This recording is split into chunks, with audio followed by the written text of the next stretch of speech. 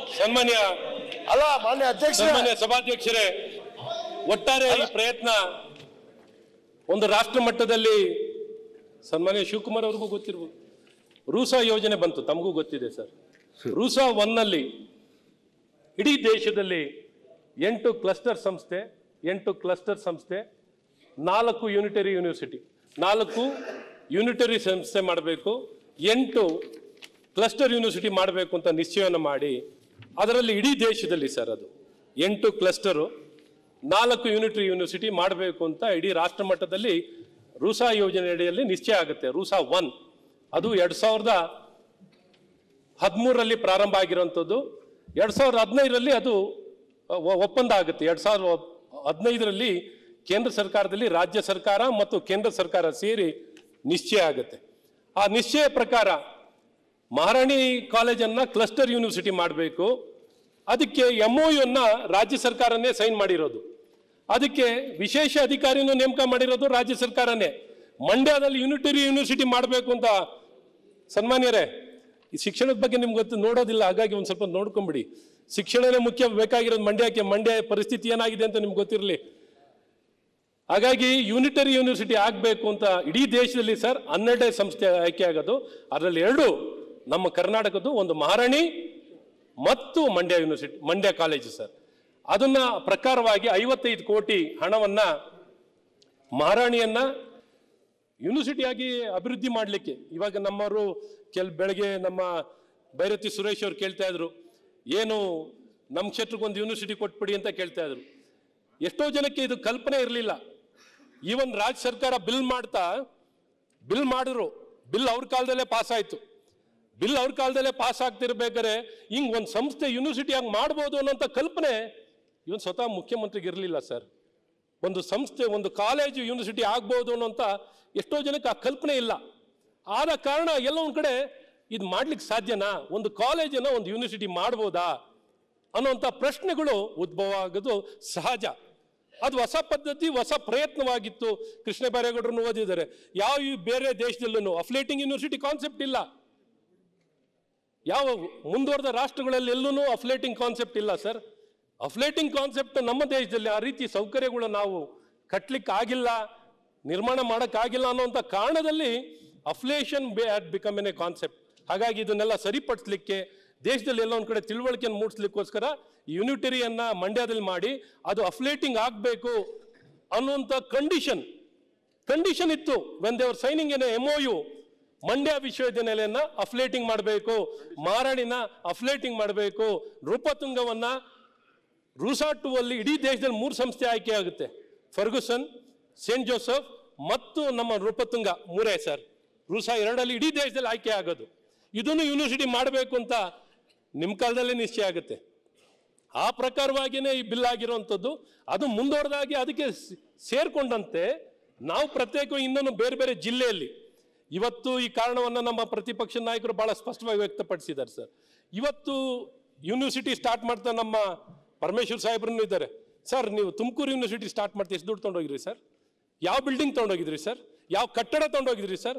ಅಲ್ಲಿರುವಂಥ ಗೌರ್ಮೆಂಟ್ ಕಾಲೇಜನ್ನು, first grade ಕಾಲೇಜನ್ನು ನೀವು ಯೂನಿವರ್ಸಿಟಿ ತಾನೇ ಮಾಡಿ ಸರ್. ಅವ್ರ ಜಾಗನೇ ತೊಗೊಂಡಿದ್ದಲ್ವಾ ಸರ್? ಅವ್ರ ಜಾಗನೇ ತೊಗೊಂಡು ಮಾಡಿದ್ದು. ಕಟ್ಟಡ ಈಗ ನಿರ್ಮಾಣ ಆಗಿದೆ ಯಾವಾಗ ಸರ್? ಈಗ ಒಂದು ಕ್ಯಾಂಪಸ್ ಮಾಡಿದ್ದೀರಾ, ಸಿಟಿಯಿಂದ ಆಚೆ ಎಲ್ಲೋ ಒಂದು ಕಾಡ್ನಲ್ಲಿ ಮಾಡಿದ್ದೀರಾ. ಆ ಕಾಡಲ್ಲಿ ಮಾಡಿರೋದನ್ನು ಡಾಕ್ಟ್ರೆ ಈಗ ನಾನು ಸ್ಟಾರ್ಟ್ ಮಾಡ್ಬೇಕು. ಬೇಡ, ನಾನು ಯೂನಿವರ್ಸಿಟಿ ಸೆನೆಟ್ ಸಿಂಡಿಕೇಟ್ ಮೆಂಬರ್ ಆಗಿರೋನು. ನಾನು ನಿಮ್ಮಿಂದ ಚೆನ್ನಾಗಿ ಭಾಷಣ ಮಾಡ್ತೀನಿ ನಾನು. ಪ್ರಿಯಾಂಕಾ ಅವ್ರಿಗೆ ನಿಮ್ಗೇನಾರ ನಿಮ್ಗೆ ಮಜಾದ ಅದು ಅವ್ರ ಕ್ಷೇತ್ರವಾಗಿದೆ, ಹಾಗಾಗಿ ತಮಾಷೆ ಬೇಡ. ಸನ್ಮಾನ್ಯ ಅಧ್ಯಕ್ಷರೇ, ಪ್ರಮುಖವಾಗಿ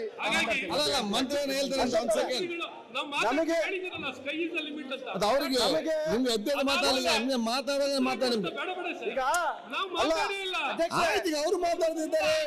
ಅಲ್ಲ, ಅಪೋಸಿಷನ್ ಲೀಡರ್ ಮಾತಾಡಿಲ್ಲ. ಹೇಳ್ತಿರ್ತಾರ ಶಿವಕುಮಾರ್ ಅವರು ಪೆನ್ನು ಪೇಪರ್ ಕೊಡಿ ಅಂತ.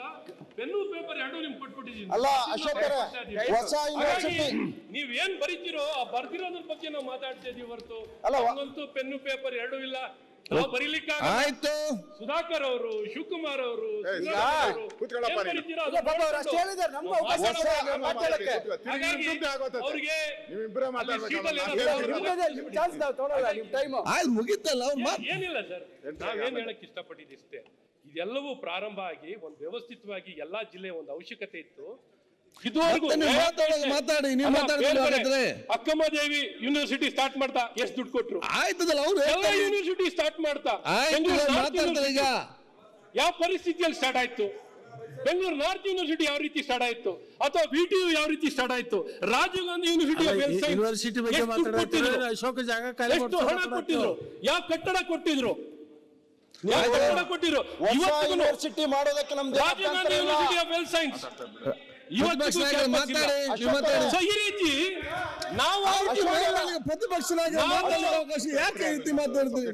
ಪ್ರತಿಪಕ್ಷ ಮಾತಾಡ್ಬೇಕಲ್ಲ, ನೀವು ಮತ್ತೆ ಮಾತಾಡಿ ಅನ್ಬೇಕಾದ್ರೆ ಮಾತಾಡಿ. ಅಲ್ಲ, ನೀವು ತಿರ್ಗಾ ರಾತ್ರಿ ಅಂತೀರಲ್ಲ, ರಾತ್ರಿಯಲ್ಲಿ ನಿಮ್ಮ ಲಾಸ್ಟ್ ಕೊಡೋದು. ಈಗ ಹೊಸ ಯೂನಿವರ್ಸಿಟಿ ಮಾಡೋದಕ್ಕೆ ನಮ್ದೇನು ಅಭ್ಯಂತರ ಇಲ್ಲ.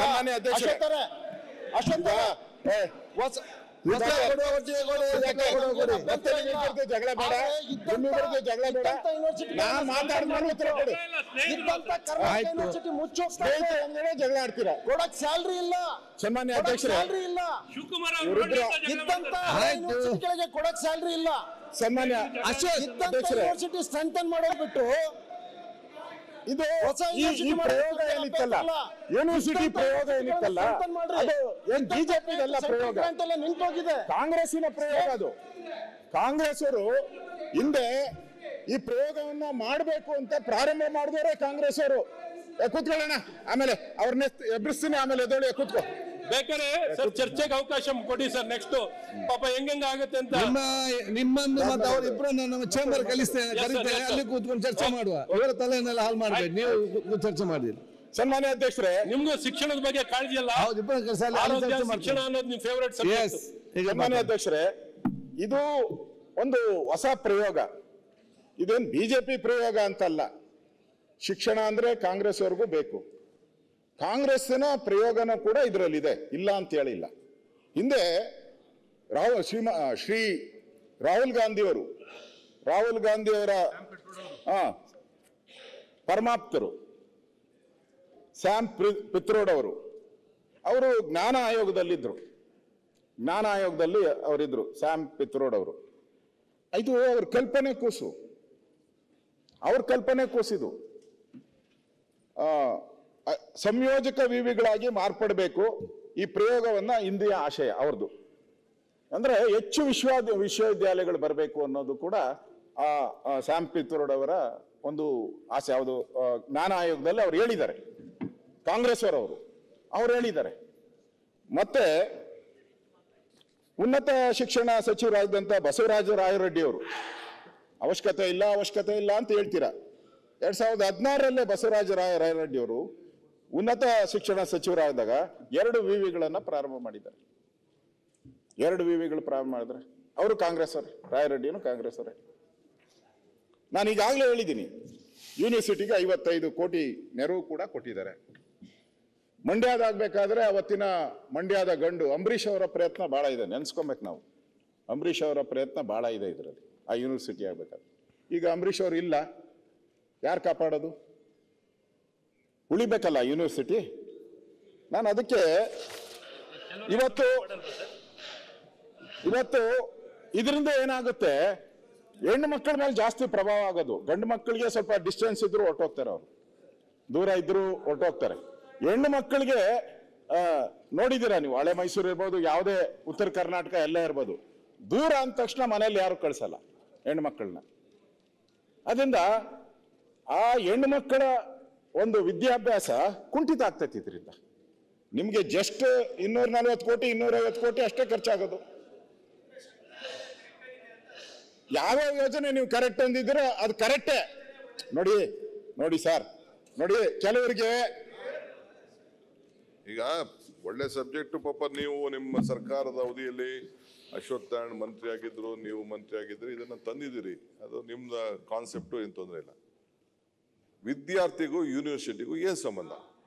Very simple. ವಿದ್ಯಾರ್ಥಿಗಳು ಅದೇ ಕಾಲೇಜಲ್ಲಿ ಇರ್ತಾರೆ, ಅದೇ ಓದ್ತಾ ಇರ್ತಾರೆ. ಒಂದು ಯೂನಿವರ್ಸಿಟಿ ಆಗ್ಬೇಕಾದ್ರೆ, ಒಂದು ಪ್ರೈವೇಟ್ ಯೂನಿವರ್ಸಿಟಿ ಮಾಡ್ಬೇಕಾದ್ರೂ ಏನೋ ಒಂದು ಯಾರ್ಡ್ ಸ್ಟಿಕ್ ಇಟ್ಟಿದ್ದೀವಿ, ಇಷ್ಟು ದುಡ್ಡು ಇರಬೇಕು, ಇಷ್ಟು ಇದಿರಬೇಕು ಅಂತ. ಮೈಸೂರು ಯೂನಿವರ್ಸಿಟಿಲಿ, ಈಗ ಮಂಡ್ಯ ತಗೊಳ್ಳಿ, ನೀವು ಚಾಮರಾಜನಗರ ತಗೊಳ್ಳಿ, ಎರಡು ತಗೊಳ್ಳಿ. ಮೈಸೂರು ಯೂನಿವರ್ಸಿಟಿಲಿ ಮಗು ಸರ್ಟಿಫಿಕೇಟ್ ತೊಗೊಳೋದಕ್ಕೂ, ಚಾಮರಾಜನಗರ ಯೂನಿವರ್ಸಿಟಿ ಹೆಸರಲ್ಲಿ ಮಗು ಸರ್ಟಿಫಿಕೇಟ್ ತೊಗೊಳೋದಕ್ಕೂ, ಮಂಡ್ಯ ತೊಗೊಳೋದಕ್ಕೂ ಎಷ್ಟು ವ್ಯತ್ಯಾಸ ಇದೆ. ನೀವು ಯಡಿಯೂರಪ್ಪನವ್ರ ಮಗ ಇಲ್ಲಿದ್ದೀರಾ, ನನಗೆ ಅವರ ಸಿಸ್ಟರ್ ಸನ್ ಅವರೆಲ್ಲ ಫಾರಿನ್ಗೆ ಹೋಗ್ಬೇಕಾಯ್ತು. PS is one of the best university ಅಲ್ವಾ, ಕಾಲೇಜು. ಆಗ ನನಗೆ ನೆನಪಿದೆ, ನನಗೆ SM ಕೃಷ್ಣರವರು ಅರ್ಬನ್ ಇದ್ರ ಮಿನಿಸ್ಟರ್ ಆಗಿದ್ರು, ಎಕ್ಸ್ಟರ್ನಲ್ ಅಫೇರ್ಸ್ ಮಿನಿಸ್ಟರ್ ಆಗಿದ್ರು. ಆ ಯೂನಿವರ್ಸಿಟಿಯಲ್ಲಿ ಅವ್ರ ಮಗುಗೆ ಅಡ್ಮಿಷನ್ ಕೊಟ್ಟಿಲ್ಲ, because it is not A recognised university ಅಂತ. ದೋಸ್ ಬೆಂಗಳೂರಿಗೆ PS ಇದು ಇಂಟರ್ನ್ಯಾಷನಲ್ ಲೆವೆಲಲ್ಲಿ ಇದು ಅಡ್ಮಿಷನ್ ಕೊಡಲಿಲ್ಲ ಅದಕ್ಕೆ. ಸೊ ಹಂಗೆ ಆಮೇಲೆ ಅದಾಯ್ತು, ಏನೇನೋ ಆಯಿತು, ಕೊನೆಗೆ ಪಾಪ ಅವ್ರಿಗೆ ಅಡ್ಮಿಷನ್ ಸಿಕ್ತು. That is A different question. Every one would like Bengaluru university, ಅದಕ್ಕೆ ಆದಂಥ ಒಂದು ಇದಿದೆ. ಮೈಸೂರು ಯೂನಿವರ್ಸಿಟಿ ಡಾಕ್ಟರ್ ರಾಧಾಕೃಷ್ಣ ಓದಿದ್ರು. We are just merging that university because it is not viable ಅಂತ, ಬೇರೆ ಏನಿಲ್ಲ. ನಮಗೆ ಅದಕ್ಕೊಂದು ಕಮಿಟಿ ಮಾಡಿ ಎಜುಕೇಷನಿಸ್ಟ್ ಕರೆದು, ನನಗೂ ಕೂಡ by passion I am an educationist, though I am an agriculturist by birth. Full ಹೇಳ್ಬಿಡಿ, ಅದೆಲ್ಲ ಗೊತ್ತಿದೆಯಲ್ಲ ನಿಮ್ಗೆ. ಇನ್ನೊಂದ್ಸರಿ ಡೈಲಾಗ್ ಪೂರ್ತಿ ಹೇಳಿ. ಡೈಲಾಗ್ ಅಲ್ಲ, ಇಟ್ ಇಸ್ ನಾಟ್ ನೀವು ಕಳಿಸಿದ ತಿಹಾರ್ ಜೈಲಿಂದ ನಾನು ಬಂದ ಮೇಲೆ ಒಂದು ಪಾರ್ಟಿ ಆಫೀಸಲ್ಲಿ ಒಂದು ಮಾತು ಹೇಳಿದೆ.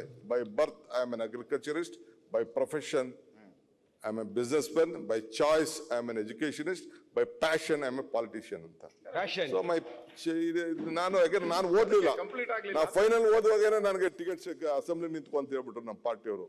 ಸೊ ಆಮೇಲೆ ಡಿಗ್ರಿ ಮಾಡಬೇಕು ಅಂತ ನಾನು ಆಲ್ಮೋಸ್ಟ್ ಹೆಚ್ಚು ಕಮ್ಮಿ 47ನೇ ವಯಸ್ಸಿಗೆ ನಾನು ಡಿಗ್ರಿ ಮಾಡಿದವನು. ನನಗೂ ಪ್ಯಾಷನ್ ಇದೆ, ನನಗೂ ಗೊತ್ತಿದೆ ಎಷ್ಟು ಗೌರವ ಕೊಡಬೇಕು, ಏನು ಮಾಡಬೇಕು. ಅದನ್ನೇ ನನ್ನ ಕಬಡ್ಡಿ ಆಡ್ತಾ ಇದ್ದೆ ನಾನು ಅಂತ ಹೇಳ್ತಾ ಇದ್ರು ನಮ್ಮ ಅಶೋಕ್ ಅವರು. ಸೊ ಹಂಗೆ we have looked it all that. ಇವತ್ತು ಏನಾದ್ರು ಒಳ್ಳೆ ಸಜೆಷನ್ ನಾವು ಕೊಡಿ, ಯಾವ ರೀತಿ ಇಂಪ್ರೂವ್ ಮಾಡಬೇಕು ಅಂತೇಳಿ. ಲೆಕ್ಚರರ್ಸ್ ಯಾರು ಹೋಗಲ್ವಲ್ರಿ, ಯಾರು ಹೊಸ ಯೂನಿವರ್ಸಿಟಿಗೆ ಹೋಗ್ಬೇಕಾರೆ ಯಾವ ಲೆಕ್ಚರರ್ ಹೋಗ್ತಾರೆ ಅಲ್ಲಿ ಹೋಗಿ ಕೆಲಸ ಮಾಡಕ್ಕೆ, ಎಲ್ಲಿ ಇರ್ತಾರೆ? ವಿ ಆರ್ ನಾಟ್ ಇದು ಒಂದು ಬ್ಯಾನ್ ಮಾಡಕ್ಕಾಗಲ್ಲ. We can only merge it, that's all. ನೀವೇನ್ ಮಾಡಿದ್ರಿ, ಭಾಗ ಮಾಡಿದ್ರಿ. ನಾವೇ ನೋಡ, ನಿಮ್ದು ನಮ್ಗೂ ಏನಪ್ಪಾ ಅಂತಂದ್ರೆ, you divide people, we unite people. ನಮ್ಗೂ ನಿಮ್ಗೂ ವ್ಯತ್ಯಾಸ. ಮನೆ ಸಭಾಧ್ಯಕ್ಷರು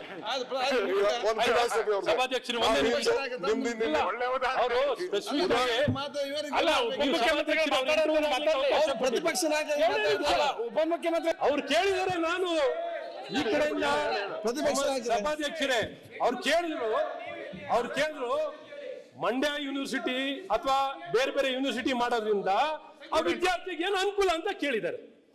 ಇವ್ರೇನು ಅರ್ಥ ಮಾಡ್ಕೋಬೇಕು, ಫಸ್ಟ್ ಹೇಳ್ತೀನಿ. ಒಂದು ಅಡ್ಮಿನಿಸ್ಟ್ರೇಷನ್, ಇನ್ನೊಂದು ಅಕಾಡೆಮಿಕ್. ಒಬ್ಬ ರಿಜಿಸ್ಟ್ರಾರ್ನ ಒಬ್ಬ ಯೂನಿವರ್ಸಿಟಿ ವೈಸ್ ಚಾನ್ಸಲರ್ ಮಾಡ್ಬಿಟ್ರೆ ಯೂನಿವರ್ಸಿಟಿನಾ ಯೂನಿವರ್ಸಿಟಿ ಎಜುಕೇಶನಿಸ್ಟ್ ಸನ್ಮಾನ್ಯರೇ, ನಾ ಮಾತಾಡೋರ್ಗು ನೀವು ಮಕ್ಕಳು. ನ್ಯೂಸ್ ಫಸ್ಟ್ ನಿರ್ಭೀತಿಯಿಂದ ನಿಮ್ಮ ಪರವಾಗಿ.